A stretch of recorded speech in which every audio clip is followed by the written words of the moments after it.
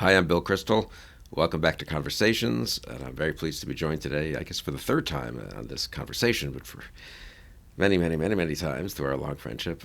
Steve Rosen, professor of international relations in the government department at Harvard, served in the federal government, served in many advisory roles to other parts of the U.S. government, and also, of course, author of many books and articles. But I won't belabor the introduction. But for the purposes of today's conversation, has written a couple of excellent articles recently in the Bulwark on sort of the nuclear weapons issue that has now been raised by the Putin's threats and by this moment. So, Steve, thanks for joining me. My pleasure, Bill. It's always good to get together with you. Yeah, so this will be good, I think. And I think our last conversation was in January of 2019, so 3 years ago. Right. And I think, if I remember correctly, near the end of it, we were both sort of laughing almost. We discussed nuclear weapons briefly, and something you've studied and kept an eye on through the years, and know the history of very well in the Cold War and the threats and so forth. And sort of you're saying we have to take those seriously again and think about their relationship to other weapons and to foreign policy. And we both laughed that, I mean, it seems so distant from the post 1991 world, and a little scared in 2002, I guess, with India and Pakistan. But since then, who's really thought about nukes apart from trying to stop other countries from getting them a little bit, I guess. But I guess they're back in the news, right?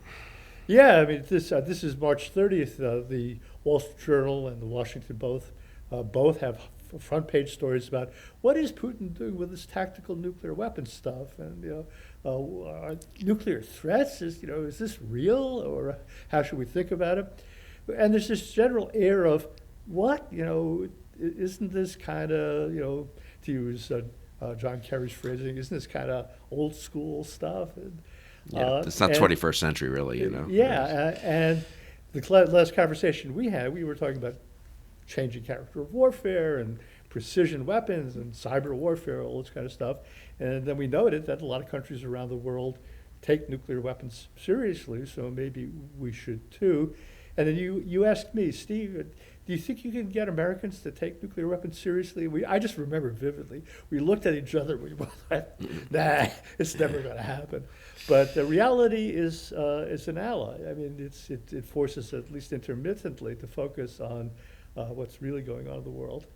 And the fact that we're surprised that Putin is engaging in this kind of nuclear coercion or saber rattling or whatever you want. The fact that we're surprised shows you how powerful is our impulse not to think about this, or to think about it in a way which makes it politically irrelevant. So if you want to, I mean,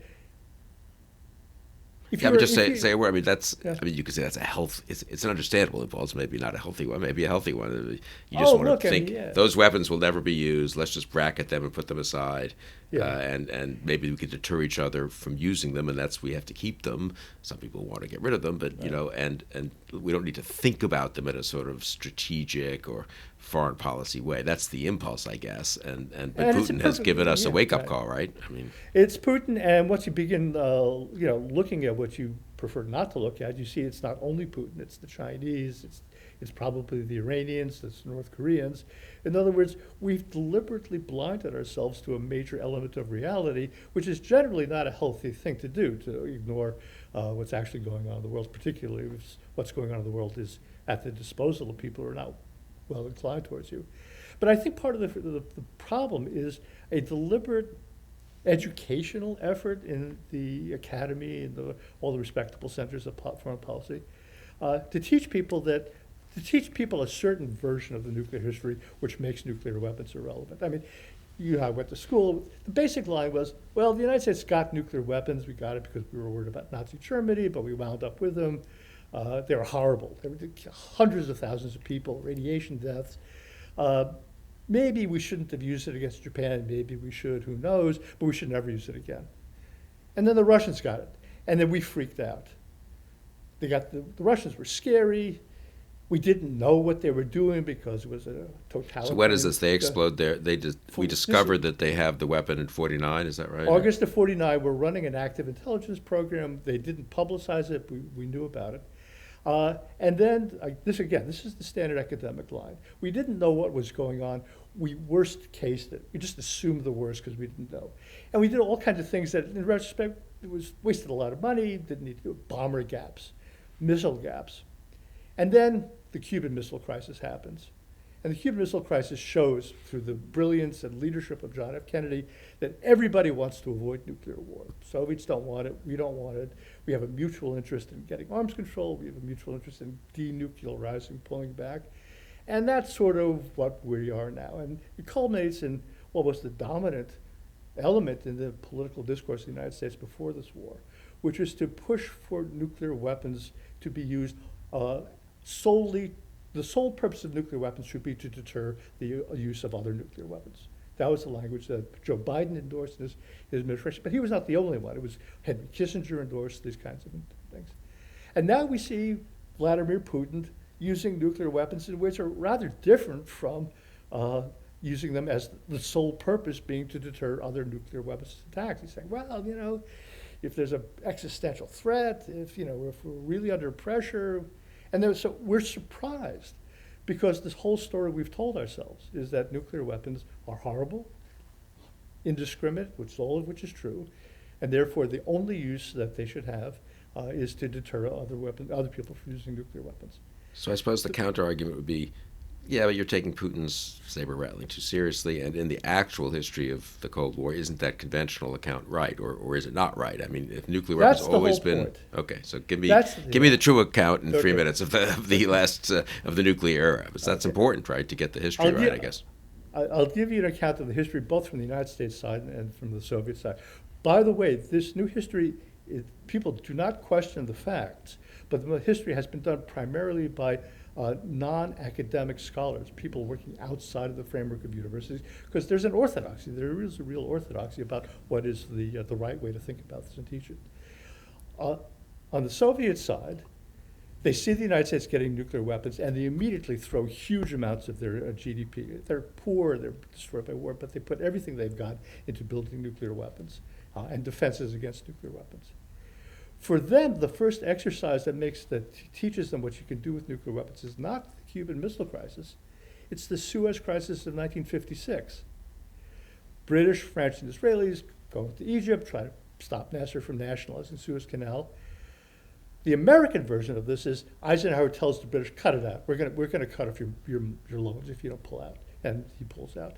The Soviet version, which is in all the Soviet histories, textbooks, memoirs, is Khrushchev threatens the British with nuclear weapons. He says, we're turning out nuclear missiles like sausages. We can obliterate you. And the British and the French pull back. The lesson that they taught them, nuclear coercion worked. Gamal Abdel Nasser thanks Khrushchev for using nuclear threats to save Egypt. And we say, that's crazy. That's not what happened. But history, to some extent, is constructed. What they did was nuclear weapons are useful. And then in 1969, when they get into a border dispute with the Chinese, they mobilize their nuclear weapons. They engage in all kinds of threats. They put missiles on alert near the border of China. They fly bombers around.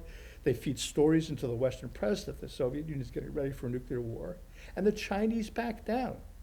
The Chinese agree to negotiations. The Chinese really believe it. They evacuate their major cities. The Communist Party headquarters of 70 Chinese cities are evacuated. So the lesson that the Russians have taught themselves is that nuclear coercion, done properly, is very useful. These are terrible, horrible weapons. We can use the fact that they're terrible and horrible to get other people to back down. And in the current situation, Putin is using nuclear weapons not on the battlefield, at least not yet, but he's using them in a way to constrain NATO. Everybody in NATO said, we can't do this, we can't do that. Why? It's World War III. Well, what do people mean when they say it's World War III? We're not afraid anymore of Russian tanks. We've seen how ineffective they are. We're afraid that World War III is going to be a nuclear war. Putin is using the risk of escalation as a way of getting the NATO powers to behave in ways that he wants them to behave, or not do things he doesn't want them to do. On the US side, we also took nuclear weapons very seriously because we saw that nuclear weapons might be, this was the Eisenhower doctrine, a cheaper way of defending American positions all over the world. Remember, Eisenhower was desperately worried that facing the Soviet threat would make the United States have a militarized economy, a militarized society. He wanted to get more bang for the buck. He adopts this position of massive retaliation, which is what? If you, the Soviet Union, do things that are short of nuclear war, like invade Europe, we'll use our nuclear weapons, all of them. So, and we put tactical nuclear weapons all over Europe because we say, literally, we have thousands of nuclear weapons. And our doctrine, NATO doctrine, agreed to by the European powers, is that if the Soviet Union invades West Europe and the United States cannot defend West Europe, NATO cannot defend West Europe with non-nuclear means, it will be NATO doctrine to use tactical nuclear weapons to defend Europe. And does that ever, incidentally, that never changes, right? And that never changed. I mean, there was no first use protests here, and serious right.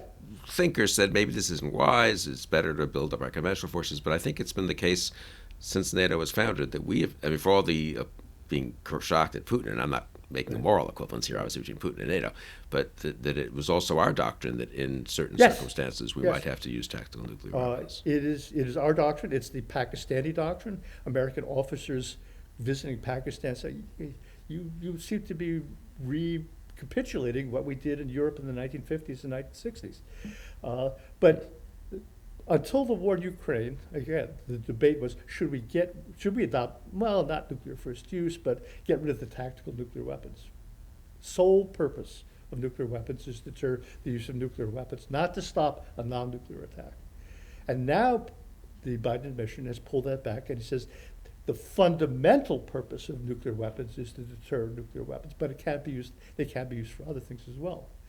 The reason why we're taking Putin so seriously now is for decades, since the 1990s, Russian military doctrine has been, we will deploy nuclear weapons in ways which allow us to defend territories' interest that we cannot defend otherwise.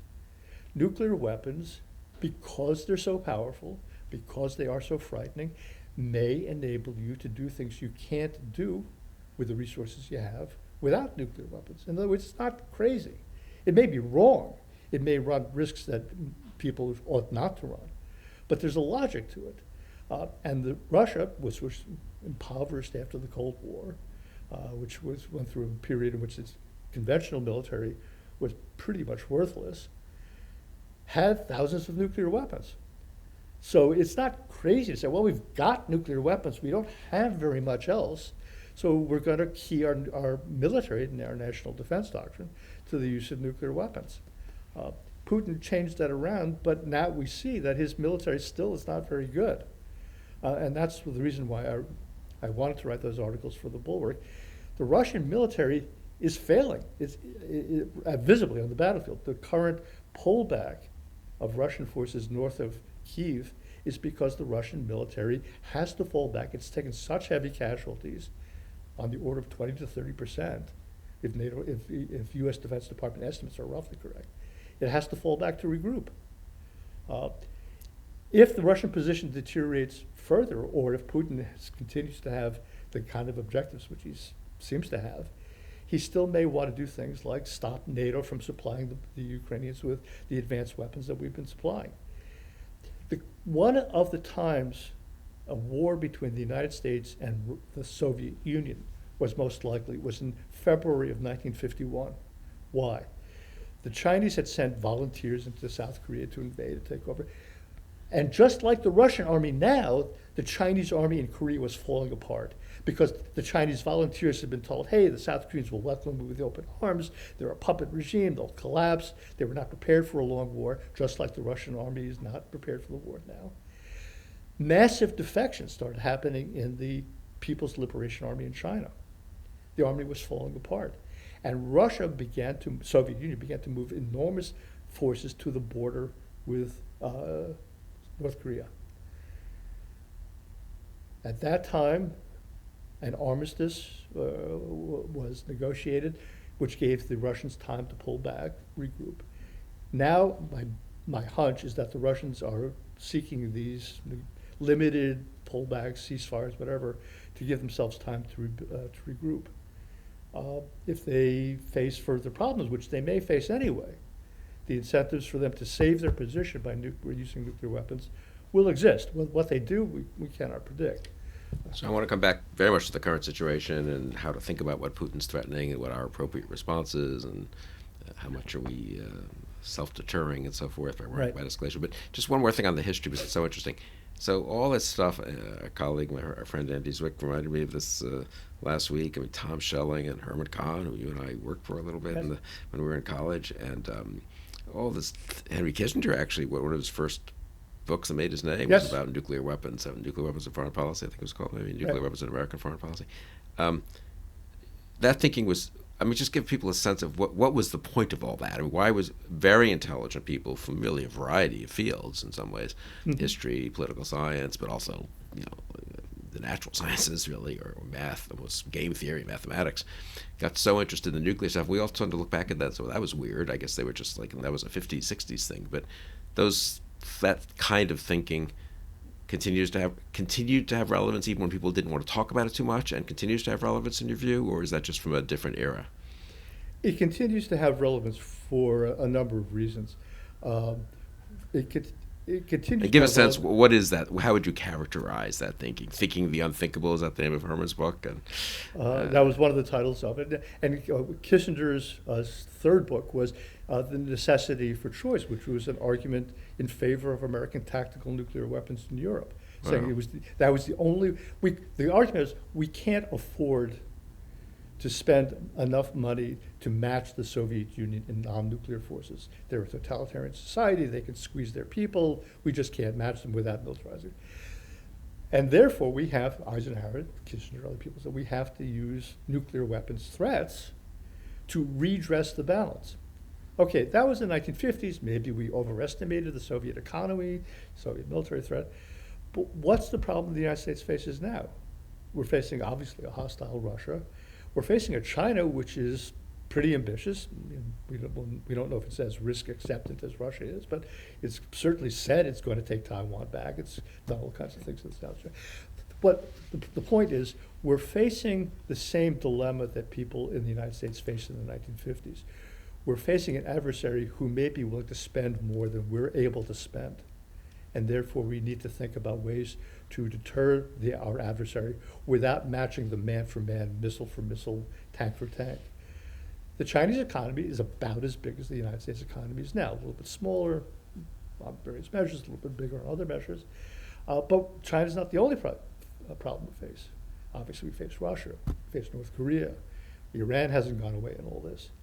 And people are asking themselves, how do we, within the limits of what we're willing to spend, how do we deal with the threats from North Korea, China, et cetera? And our allies, who are the ones who are at risk, are the ones asking us to pay more attention to nuclear weapons. The former Prime Minister of Japan, Shinzo Abe, last week says, the war in Ukraine highlights the importance of American nuclear weapons in Japan. Hmm. Because and that's Abe, the former Prime Minister, this not is an insignificant figure. Yeah. And incidentally, there's been a drumbeat of retired generals and other people from Japan coming there and say, hey, Americans, we got to do something about the Chinese. They have 10 times as many people as we do. They have an economy that's bigger than ours. How about you do for Japan what you did for Germany during the Cold War? We're not crazy. We don't want to start a nuclear war. But you, Americans, you put nuclear weapons in Germany, and you still have nuclear weapons in Europe, in Turkey, Belgium, and Germany. Why don't you quietly kind of adopt the practice of rotating American airplanes through Japanese bases with nuclear weapons? Why? So that we have the same deterrent benefit that the Europeans do. The Russians won't attack Germany. Why? Because there's American nuclear weapons there. It might start off the chain reaction that leads to a nuclear war. The Russians won't run that risk. We want you to pose that same kind of threat to China because we can't afford to build a military the same size as the Chinese. We just can't. They have 1.3 billion people. We have 120 million people. They have 10 times as many people. We just can't do it. The South Koreans have gone off and on about saying, hey, you pulled your tactical nuclear weapons out of Korea when the Cold War was over. Maybe you should put it back. In other words, the countries that are on the front line have asserted and are reasserting the importance of the kind of thinking that Tom Schelling, Herman Kahn, Henry Kissinger engaged in the 1950s, because they're at risk. They're at risk because of the same thing, which is because of an adversary which is richer and maybe more risk acceptant than we are. And even if we beefed up our conventional spending in our forces, and we could equate equalize the population differences and so forth. Yeah.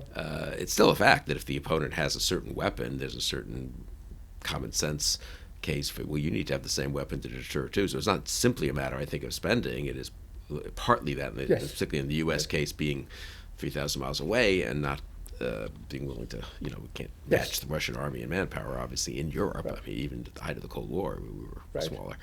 But yeah, it's also just a matter of kind of, unless you have a magic way to get the Chinese and Russians, and for that matter others, the North Koreans, to repudiate this. This is an important part of deterrence and of allowing other things to happen.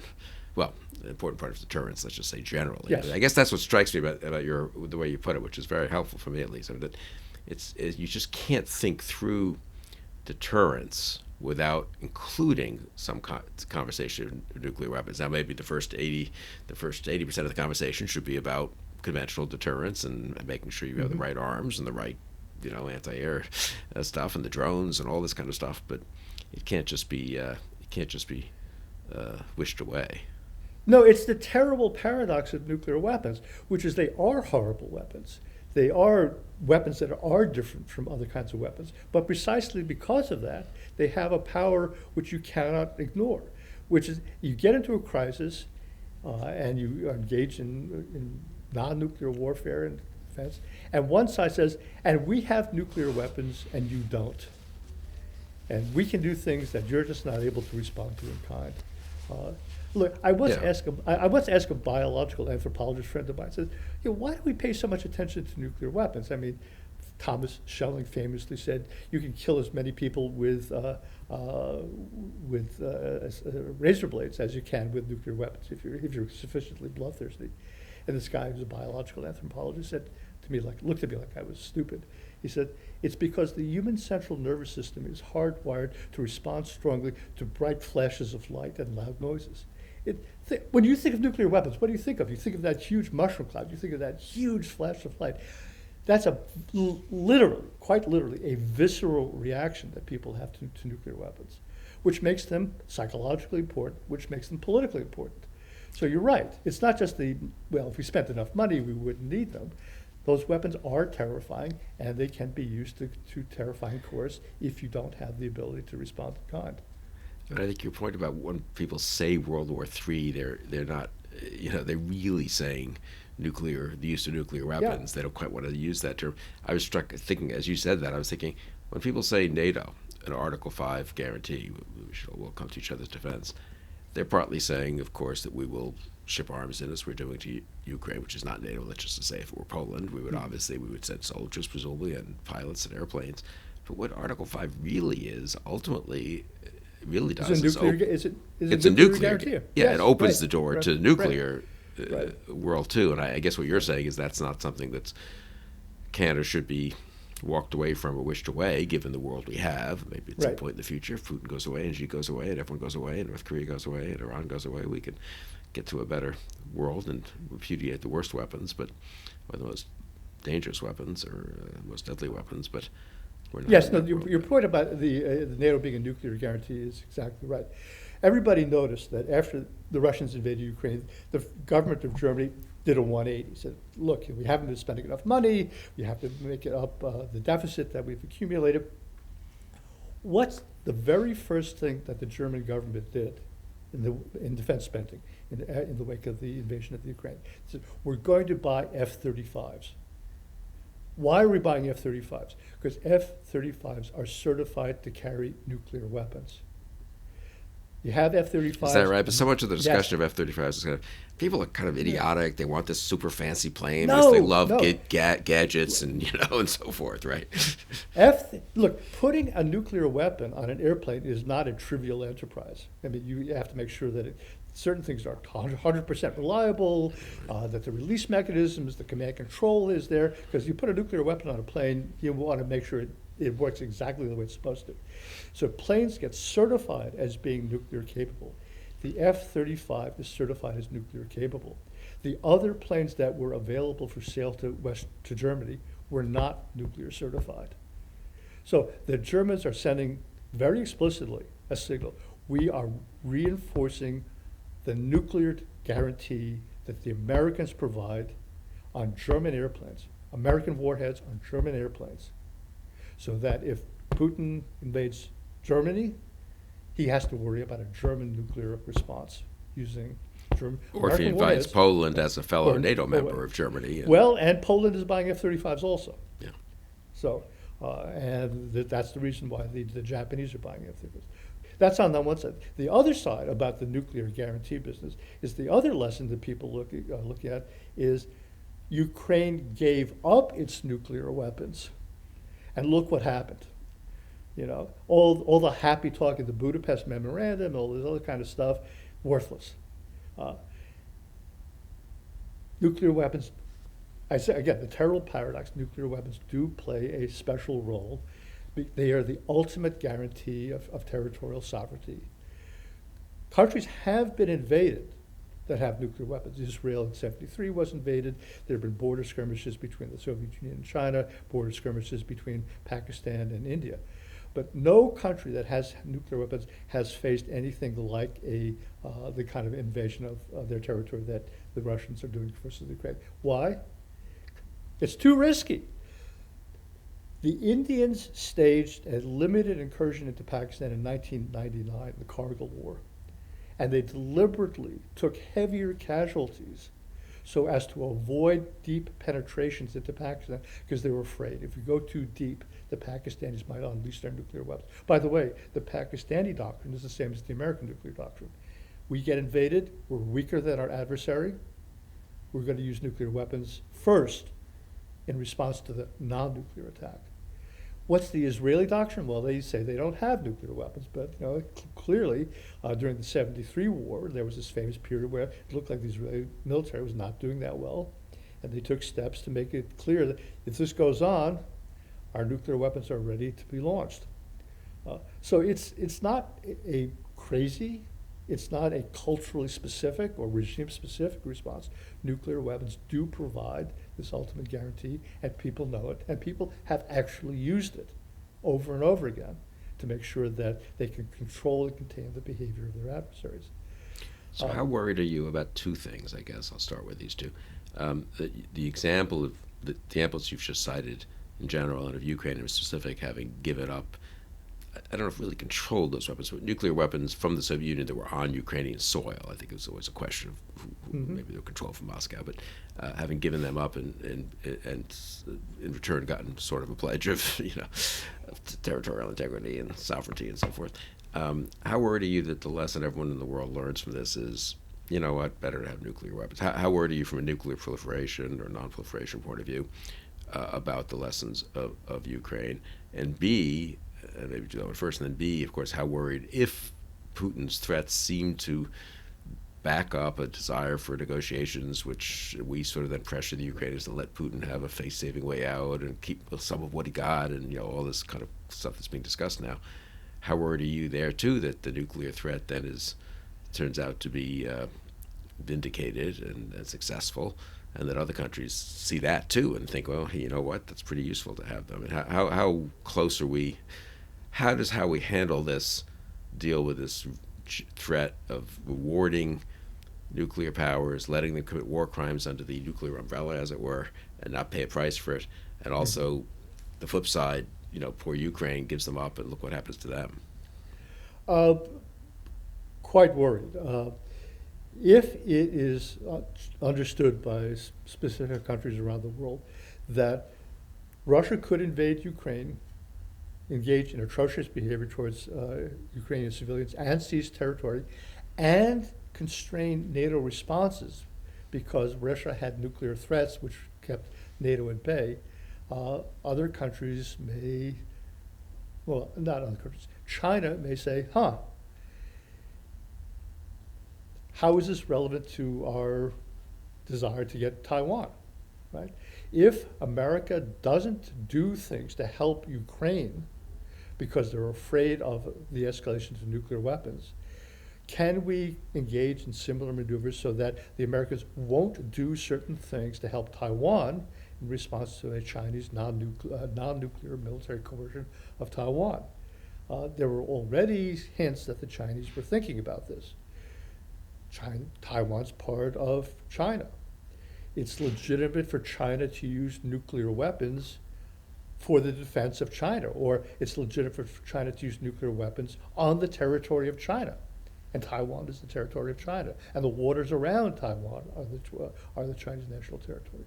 So I think first and foremost, the lessons that the Chinese learned from what has already happened is a big problem, because we may talk about stationing American nuclear weapons in Japan as part of the US-Japan alliance. Nobody is going to think about putting American nuclear weapons in Taiwan. So China will face a non-nuclear Taiwan as Russia faced a non-nuclear Ukraine.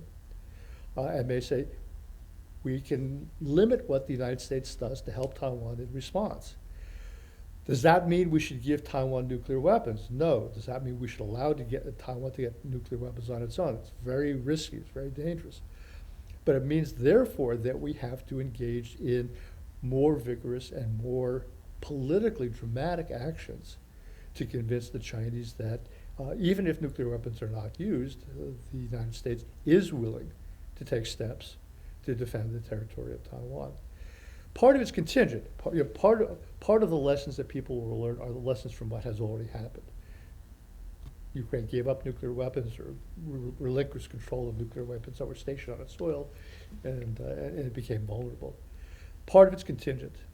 If Putin is perceived, or if Putin can convey the message that he's actually won in the Ukraine, he's actually successfully achieved the objectives that he has set for himself, then that reinforces the message that nuclear weapons are not only good for keeping other people out of your conflict, nuclear weapons are good for getting things that you want that you can't get otherwise. I'm worried about the lessons that Iran will learn from nuclear weapons. If Iran has nuclear weapons, it's not that they're going to nuke the Israelis.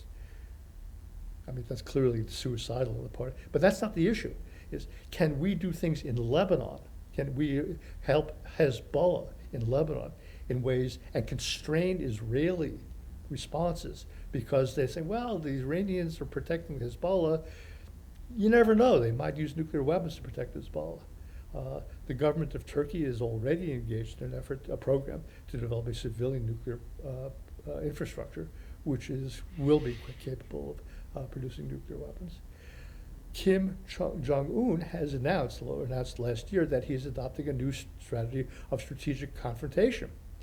And all these ICBM launches that are taking place now in conjunction with his nuclear program are not accident. They're not kind of a isolated, vainglorious lunatic kind of doing things because it looks good on videos. He's doing it because he thinks that this will constrain the United States from taking steps to assist in the defense of South Korea. So we need to be thinking about how we defeat the political intent of the nuclear-assisted campaign in Ukraine. In the Bulwark, I said, if Putin uses tactical nuclear weapons in ways that are demonstrative or whatever to assist him, his effort to gain Ukraine, the United States has to demonstrate that use of nuclear weapons will not be successful. Because if we don't, the message that other countries will learn that nuclear weapons work, nuclear weapons help you get what you want that you couldn't get otherwise. And the world in which that is the lesson that people learn is a very dangerous world. It's a world in which people that are now pretty much constrained feel that they may be able to escape those constraints. Would an American non-nuclear military response to a Russian demonstrative use of tactical nuclear weapons, would that be risky? Yes. But what would the purpose of it be? The purpose of it would be to say, we're not going to let you use nuclear weapons as a coercive threat. We're going to stop you from doing what you shouldn't do, even if you threaten us with nuclear response, because we are confident that our nuclear deterrent will stop you from going further. You made reference earlier to the work that Herman Kahn and Thomas Schelling did. One of the things that they did that was very important, which has been forgotten, is that deterrence is not simply a peacetime tool. Deterrence is not simply what you have to stop the war from starting. You have intra-war deterrence to deter the adversary from taking even more dangerous steps in a war that's going on. One of the lost intellectual tools that we had that Henry Kissinger, Herman Kahn, Thomas Schelling worked on very hard is deterrence needs to be useful even after the shooting starts. Even after the shooting starts, there are terrible things that could happen that we don't want to have happen. And that part has all been no, the sole purpose of nuclear weapons, all this deterrence stuff, is to stop the war from happening. Yeah, I mean, But the war has started. We're in the middle of a war now. And there are bad things, extremely bad things that we don't want to see happen, and we want to deter them too. So concretely, what I would like the United States, NATO collectively, to take steps that deters Putin from using chemical weapons, engaging in nuclear coercion, rattling, moving, or demonstrative use of nuclear weapons. We should simply not take it for granted that Putin won't do any of these things. His own doctrine, his own statements have indicated, well, I'm thinking about it. And we should say, you're thinking about it. This is why it's a very bad idea for you actually to do it. Reinforcing capabilities to provide intra-war deterrence, again, is something that used to be second nature for American military planners, second nature for NATO planners.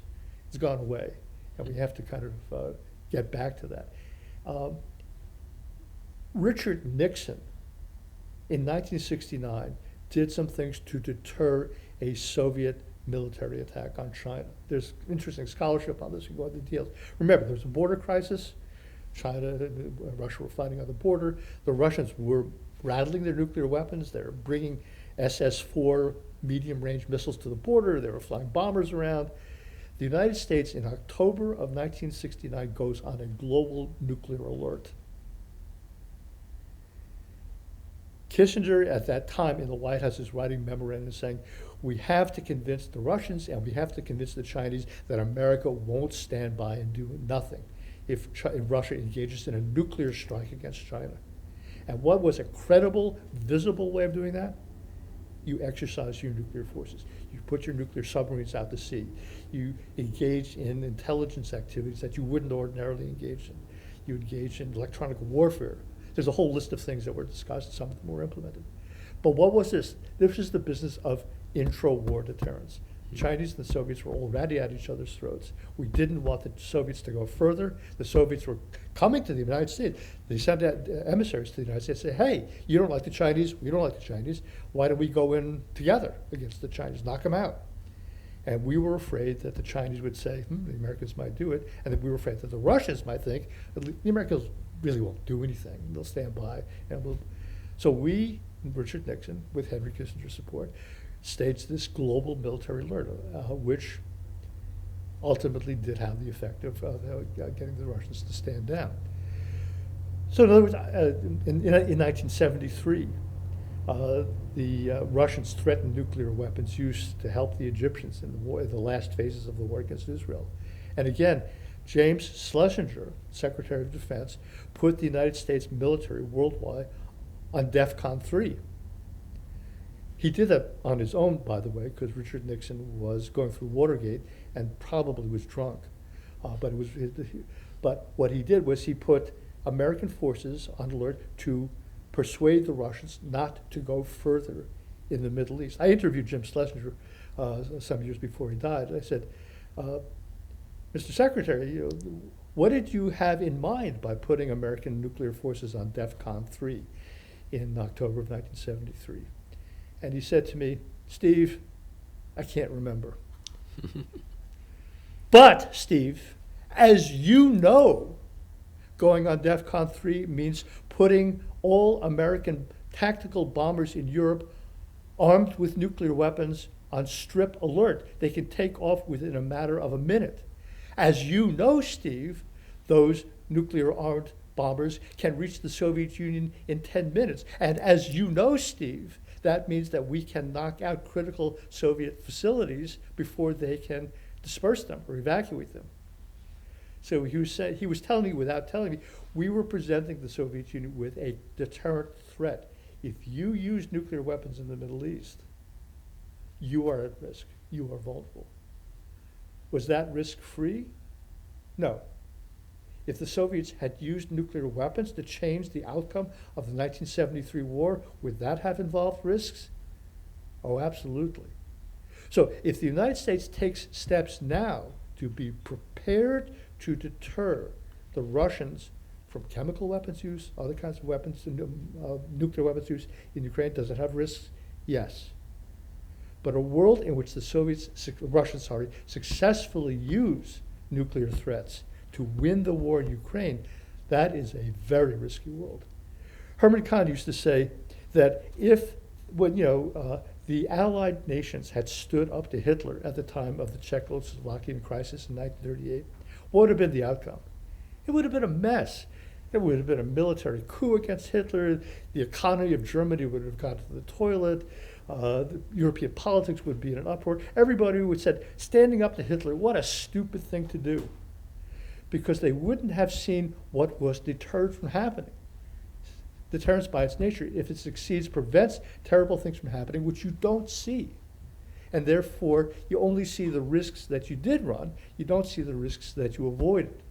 And what I'm trying to do by means of this kind of long-winded discourse is paint as realistic and clear picture of the risks the NATO world faces if we don't do the things that are necessary to deter Russian nuclear weapons use in the current crisis.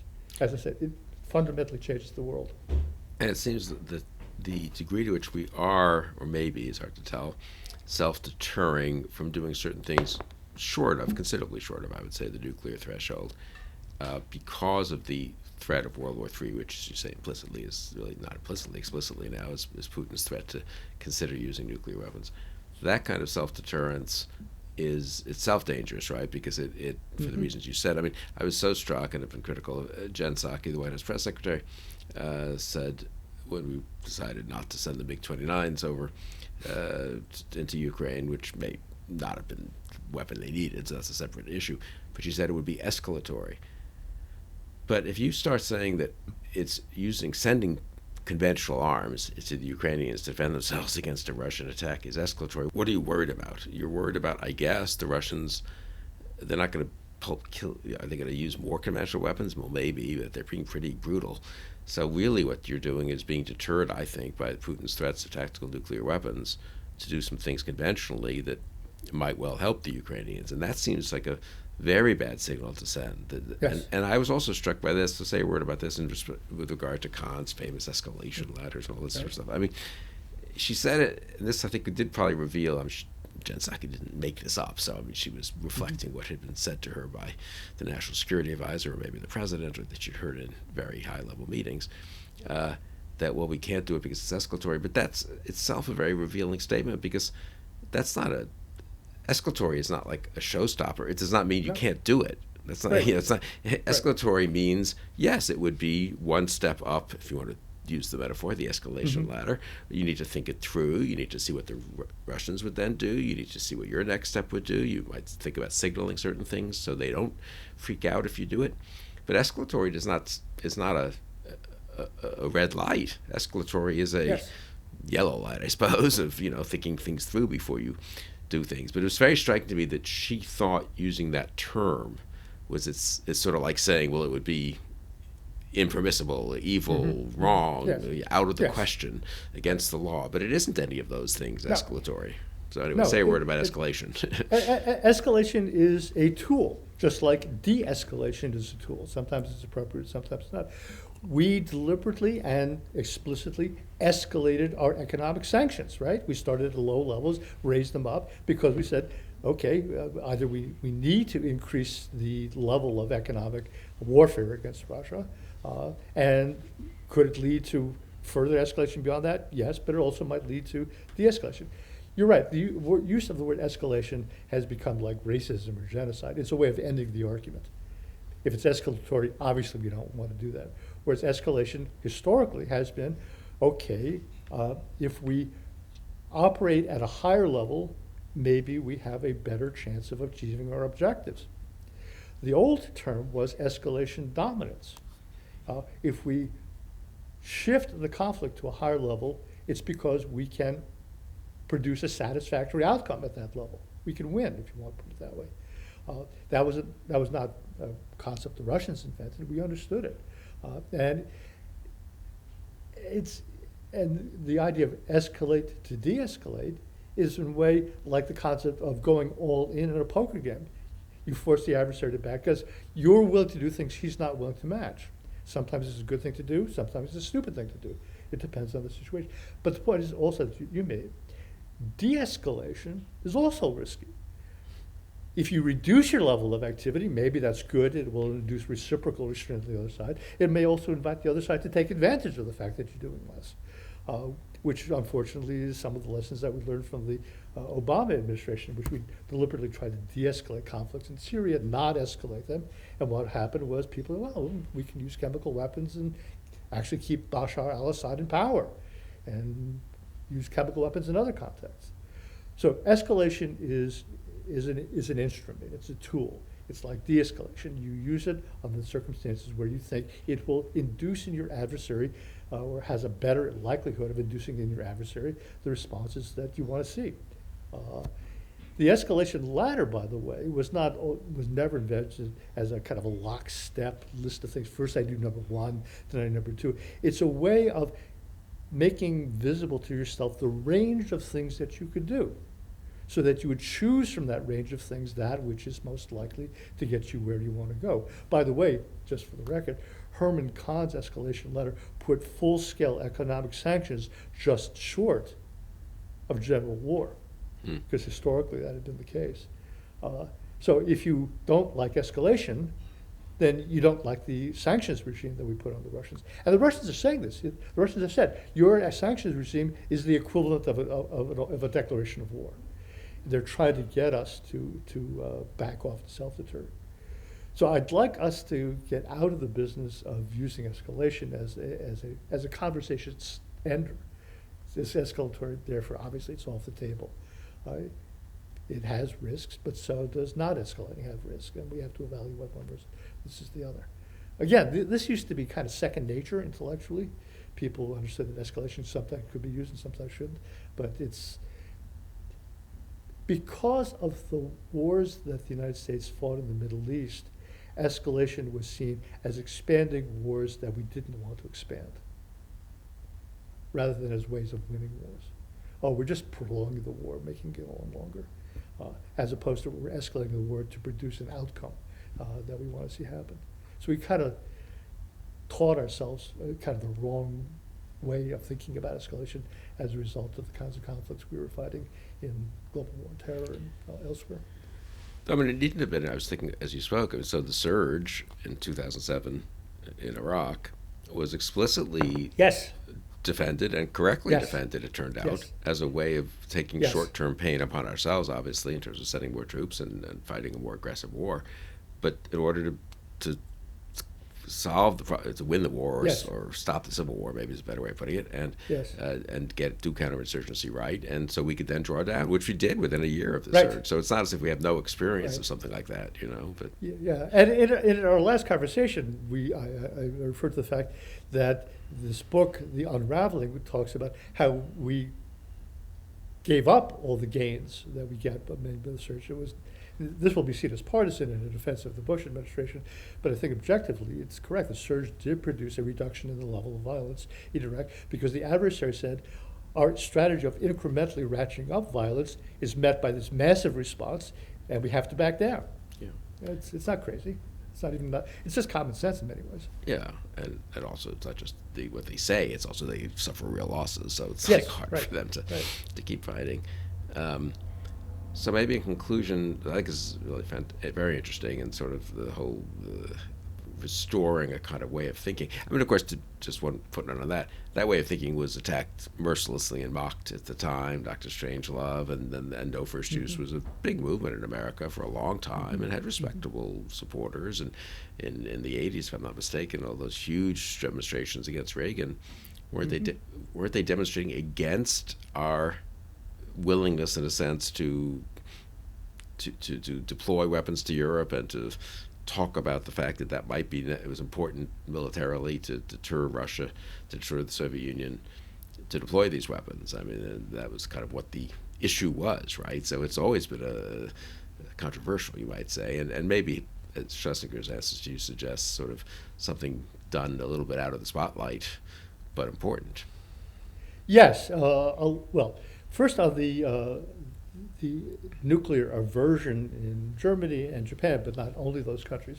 Look, nuclear weapons are these massively horrible weapons, and their use is different. And the nuclear taboo is something that we're all glad exists, and I would not want to advocate that we violate it. Now, the question is, can other countries utilize that special status of nuclear weapons against us? That's the first point. Second point is that if you don't want to see nuclear weapons used, if you don't want to see nuclear weapons employed in ways that give advantages to states using nuclear weapons coercively, you have to do the kinds of things that Ronald Reagan did, which is to say the Soviet Union initiated the escalation in Europe by deploying larger numbers of more effective nuclear weapons targeted on Europe and Japan. The Germans, Helmut Schmidt, asked us to put weapons into Europe. The Soviet Union, utilizing the legitimate anti-nuclear sentiment of Germany, waged a massive covert political warfare campaign to spend money and other kinds of things to the anti-war activists to gin it up as a part of its arsenal of political instruments against it. But the government of Germany, left-wing and right-wing, and the United States persevered. And what was the outcome? The Soviet Union pulled out and destroyed the nuclear weapons that were threatening Europe, in response to which the United States pulled its nuclear weapons. So denuclearization is not something that I oppose. What I oppose is letting states that have nuclear weapons get benefits from coercively threatening the use of those weapons. How do you get them to not do that? Well, you may have to escalate. The United States put more nuclear weapons into Europe. If you want to say that's escalation, that's counter-escalation. But it had the effect of getting the Soviet Union under Gorbachev to say, okay, fair enough, we give up, we do it. Finally, on the point of doing it out of the limelight, it was a very important thing. I'm sure 99.9% of the people watching this podcast never heard of the October 1969 nuclear alert. Most people don't know about what American nuclear forces in Europe did in October of 1973. And that's good. People talk about giving Putin an off-ramp. People talk about not putting him in a corner. Publicly threatening a state or a state leader with nuclear war and then watching him back down probably is bad for the political survival of that leader. Khrushchev was forced out of office in August of 1964 after the failure of the Cuban Missile Crisis. There is some advantage in doing quietly things that which, if done publicly, would create political humiliation and political pressures not to give in. The best example is the Israeli strike on the North Korean-built Syrian reactor at El Kibar. The Israelis never said they 2007, I guess, right? Yeah. 2007, 2008. Yeah. They did it. They never talked about it. They had never admitted it. The Syrians never talked about it. The intent was to destroy it. It was achieved. The intent was not to put Bashar al-Assad in a situation where politically he has to strike back at Israel, because that could lead to the kind of escalation that you might not want. So the management of the flow of information is very important. So the United States government, in my view very correctly, is doing a fair number of things to help the Ukrainian government and not making a big deal out of it, saying, hey, Russians, your army is falling apart because of what the United States is doing to help Ukraine. The United States government responsibly said the Ukrainian people are very brave, very competent, very courageous. They're defending their country. That's what's going on.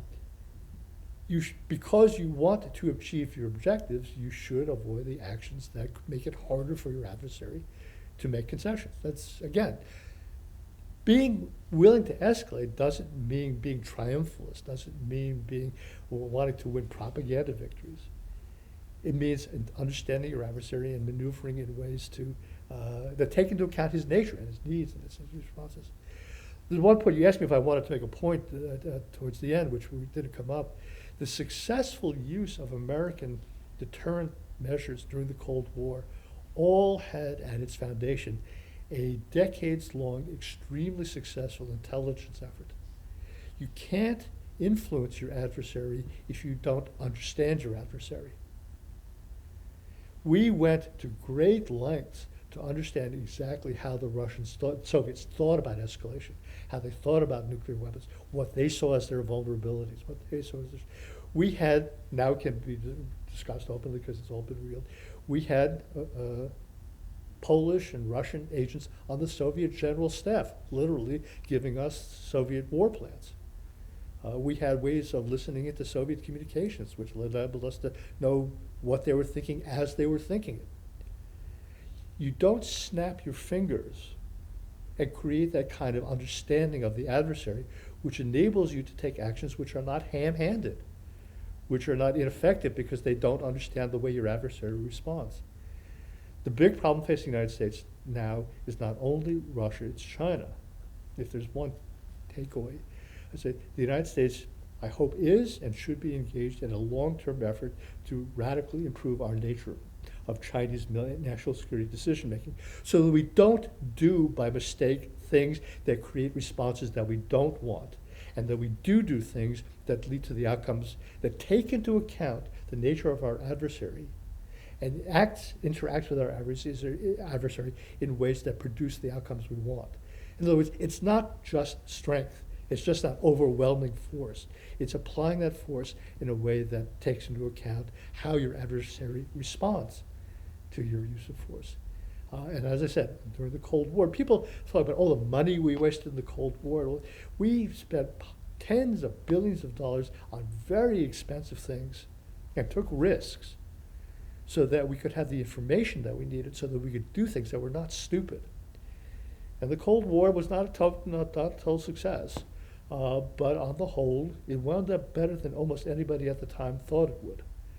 And if we're going to be equally successful with regard to the Russians now and the Chinese in the future, that kind of informational foundation is as important, maybe more important than hypersonic weapons or fancy missile defenses. Because if you don't understand how your adversary reacts to what you're doing, you will make mistakes. You'll wind up doing things that don't get you what you want and may produce things that you don't want. So again, there's a tendency to say people like you and me, all were hawks, we're always advocating the use of force. No, we're advocating an understanding of the adversary as he actually is. Not to have hopeful delusions about the adversary, and not to assume that if we're strong, the adversary will do everything we want. The two extremes that Aristotle would advise us to avoid. What is the true nature of your adversary? And what are the actions that you want to take to get your adversary to respond in ways which actually wind up making the world a better place? No, that's terrific. So two, I guess, final related questions taken in whichever order. And one, the sort of bigger picture one, I guess, of how prepared or unprepared is the U.S. government to engage in the kind of thinking and policy making that you talk about? I mean, have we entirely lost this memory? Is it pretty good behind the scenes, but we just don't talk about it much? I mean, how as Americans, how much work do we have to do, leaving aside if this crisis has never happened with Putin? Yeah. Do we have to do, in terms of repairing our own ability to think and act in an intelligent way in a world in which nuclear weapons are not going away in the very near future? And then secondly, you mentioned, I think quickly, but it's an important point to maybe just elaborate a bit on how important the outcome of this actual conflict is for the kinds of topics we've been discussing. I mean, everyone has focused, and I have too, and I think correctly, that this is democracy versus authoritarianism versus dictatorship. I mean, it's extremely important. I think in that way, Zelensky versus Putin, it's sort of a very big signal about which way the world might go in the next decade, and that's why it matters what happens. But it also matters more from the point of view of the nuclear question as well, is what you've been saying. So anyway, either of those, how the U.S. government capacity, general capability, and foreign policy establishment, thoughtfulness about this on the one hand, and then the particular outcome of this conflict on the other, if there is a clear outcome, which I guess. No, those are excellent questions, both of them.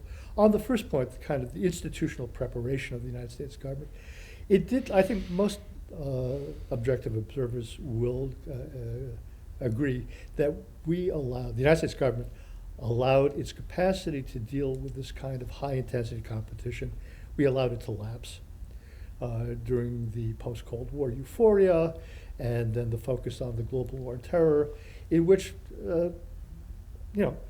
again, honestly, the stakes were much lower, and there were priorities that were higher.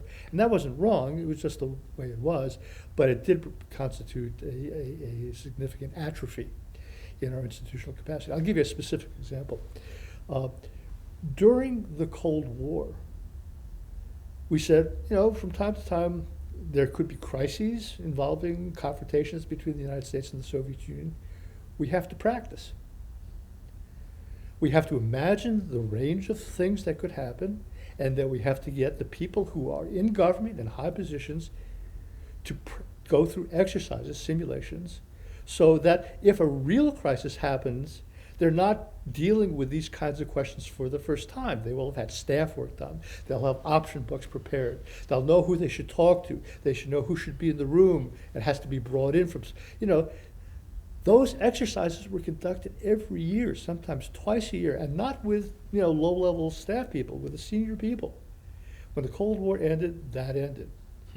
I have no idea what goes on in its entirety in the American government now. I'm out. It's secret. It should be secret.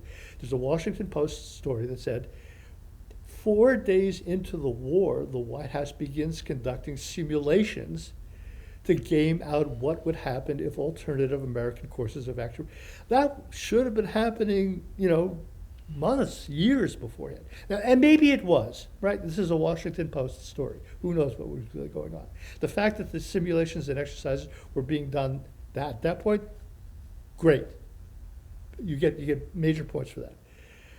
But think of the range of scenarios that create intense challenges to the United States. It's not just the Russians, and as a Chinese. It's more difficult now to have that kind of institutional capacity than it was during the Cold War, because the range of threats facing us now is larger, and in many ways the Chinese are a more competent adversary than the Russians were.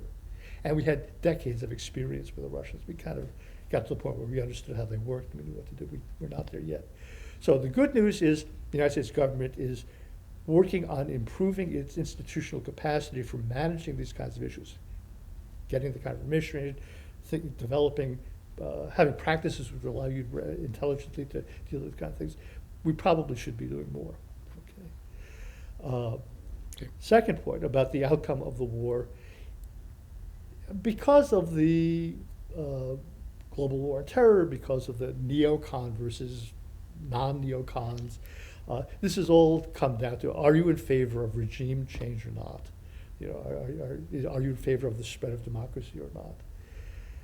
I personally think the world would be in a better place if Western-style democracy were extended to additional countries, but fundamentally that's a difficult process which is difficult to manage, and we may have made some mistakes in the past and tried to do too much. Perfectly happy to concede that. But what's going on in Ukraine now is not simply about whether democracy prevails against autocracy. It's whether the coercive use of military power against a non-nuclear state is allowed to succeed. Even if the government of Turkey never becomes democratic, even if the government of other countries in Asia never become democratic, you don't want them to think that they can use nuclear military power in ways which change the status quo.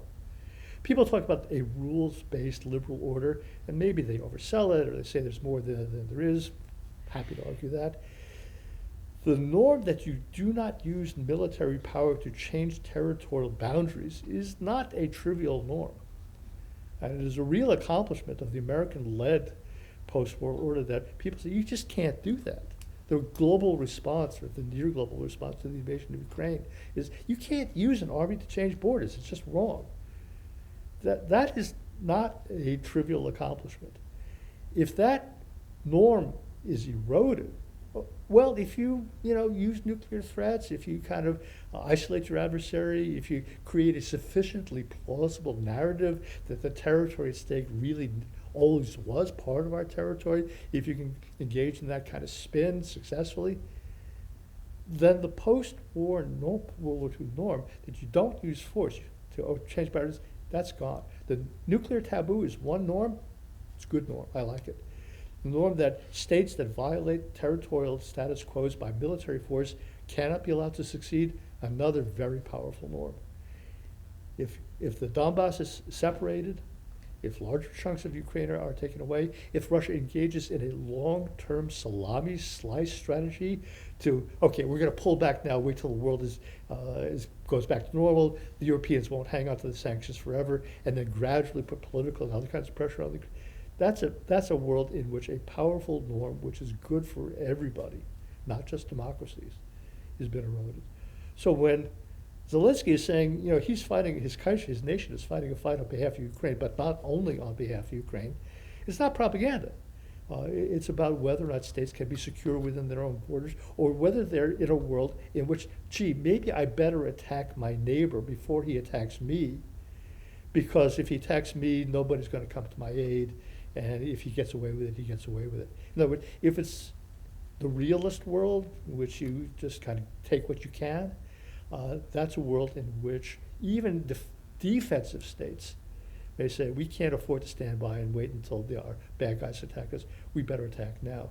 And that's a world which does more resemble the world of the 18th and 19th century, in which wars are engaged in opportunistically. Not because fundamental interests of states, because I have to go to war because if I don't, somebody else might. And that's the 18th and 19th century plus nuclear weapons, which is not plus nuclear weapons, not good.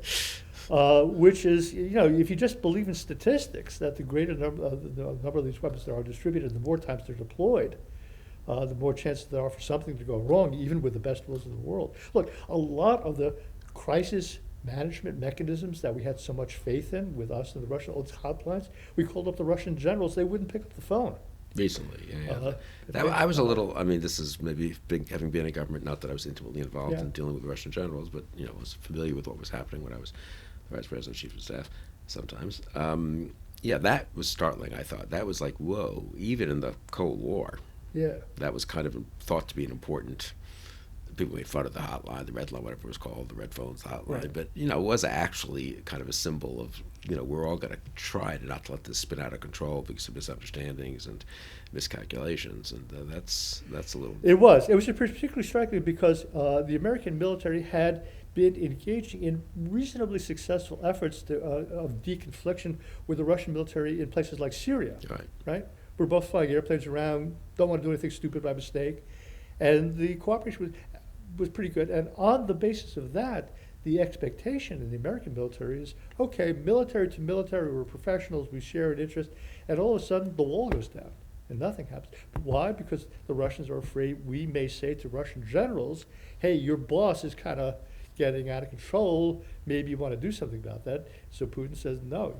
And so the idea that we can assume that peacetime mechanisms for crisis avoidance will be available when the balloon goes up, when things get serious, that may not be realistic, which means we have to think about other ways of doing it. Communications in crisis are important. Being able to talk to your adversary, to communicate what's going on is important. But again, we've let those mechanisms atrophy. We've assumed that the mechanisms that have worked in peacetime, in non-great power confrontations, will continue to work when things really get unpleasant, appears not to be justified by our observations in this war. And we have had unhappy experiences with the Chinese. When the EP-3 went down over Hainan Island, we called up the Chinese. We couldn't get anybody to pick up the phone there either. Okay, what does that mean? It means it's something that you have to work on. You have to think about. So the outcome of this crisis of war should not simply be, okay, we can't let Putin win. The outcome of the takeaway from this war is, what were the crisis management mechanisms that we thought were going to work, but actually failed? And the crisis deterrence, the war deterrence And mechanisms that Yes. we seem did not work. Right. Well, I mean, Maybe they couldn't have worked. I mean, maybe Putin just wanted to do it, But President Biden put the best spin on it by saying, well, nobody ever thought economic sanctions would deter. But people quite obviously did believe economic sanctions would, and they didn't. Before this war, if you went to all the respectable think tanks around town, you said, oh, economic sanctions has worked. Look at what it's done in the Middle East against Iran. Look what it's doing again. And the response to that was, countries seeing that economic sanctions have been successful will work out ways of getting around them, countermeasures, which the Russians have developed, are developing. Stories yesterday, 2 days ago, they had put in place an entirely new credit card mechanism, clearing mechanism in Russia. So when MasterCard and Visa went down, Russians could still use credit cards in Russia, not outside Russia. The Chinese are busy putting, I'm going with, the point is, we had been too willing to assume that economic sanctions would be the instrument of choice in deterring crises. We kind of pretend now that we didn't believe that, but we did. And now we have to revisit that. Again, we used to believe that we could avoid the deployment and utilization of old-fashioned military power as a way of deterring crisis and of making sure that crises don't proceed in ways that we don't want them to. Now we see that military power of the old-fashioned kind has to be employed along with economic sanctions, along with cyber capabilities. The Russian military had terrible problems in Ukraine. This is on the statement of the former head of Homeland Security, Richard Clark. The Russian military secure communication system went down on the first day of the war. And Ambassador Clark kind of looked at the camera and said, well, we have to assume the Ukrainians did it. And maybe they didn't, maybe they didn't, and maybe we helped them, I don't know. But when that system went down, the Russian generals had to use cell phones, which means we could find where they were to kill them. It means they couldn't coordinate their forces. Why weren't the Russians flying airplanes over the battlefield in Ukraine? Flying your own airplanes over your own forces when they're shooting at other people is a very dangerous business unless you have a communications network which deconflicts all that stuff. You just can't pick up a cell phone and say, hey, my MiG-29s are flying over you, don't shoot. It's a very elaborate procedure.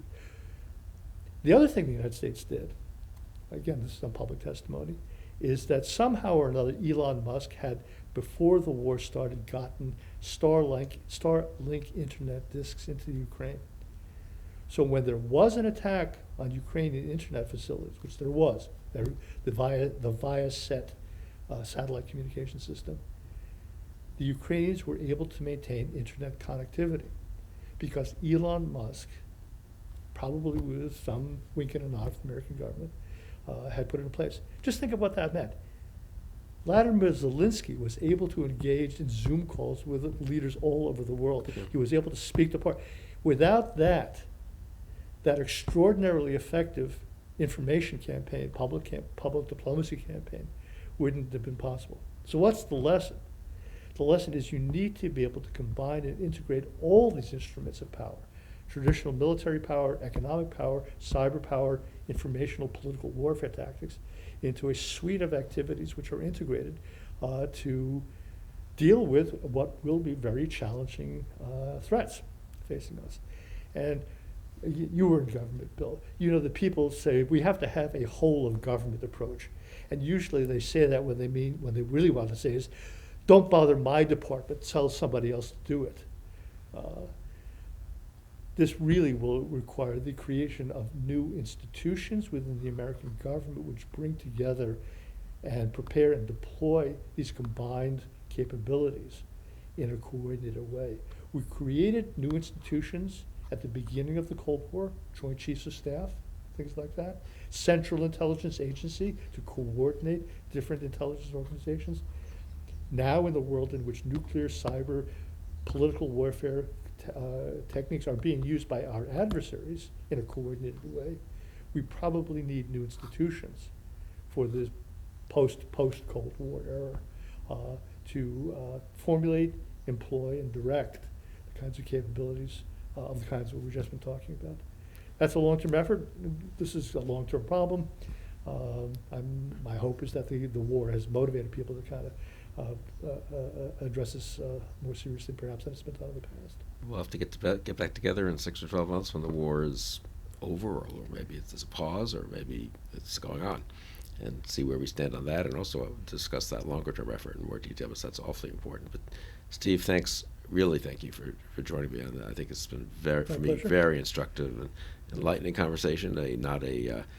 Not a sort of the most cheerful or lighthearted one I've ever had here on Conversations, but really worthwhile and important. So thank you, Steve.